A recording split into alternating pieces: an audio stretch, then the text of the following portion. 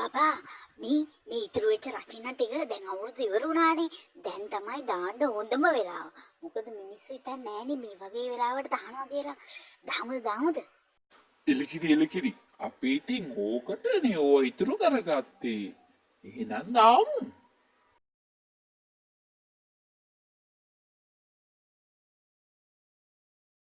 දැන් අවුරුදු ඉවර වෙලානේ මොන පිස්සු මගුල් කරනවද මන් දන්නේ නැහැ මේ මිනිස්සු අප්පා ළමෙක්ට නිදි ගන්නවත් නැහැ. බලන්න අප්පා ළමයා පාඩම් කරන්න ගත්ත විතරයි. විභාගෙට තව මාස 8යි. මේ අවුරුදු ඉවරලා කොච්චර කාලද මේ මිනිසුන්ට පිස්සුද මන්දා. කවුද බං නිදා ගන්න දෙන්නේ නැත්තේ? ඊළඟ අවුරුද්දත් ආවද? ඒ ගෑණියේ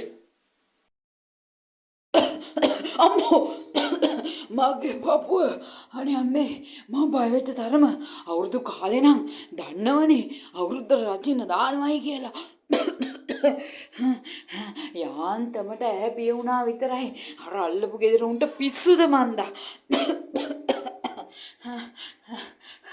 කාටත් තේරෙයි. හැබැයි අපිට වගේ කල්යයි. අපේ මහත්තයා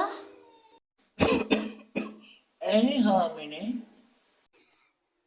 මේ තව විනාඩි 5කින් 10කින් රතින ගහන්න ගනි. ඊට කලින් මගේ අර කනට ගහන්න එක නැති වුණා. ඔයලා දෙන්නකෝ අපේ මහත්තයා. හරි හාමිනේ.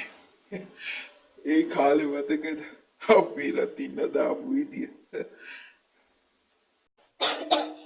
ඒකනේ අපේ මහත්තයා අල්ලපු ගෙදර ලිලියන්ට නිතරම කිව්වා. තේරෙයි. හැබැයි කල්යයි කියලා.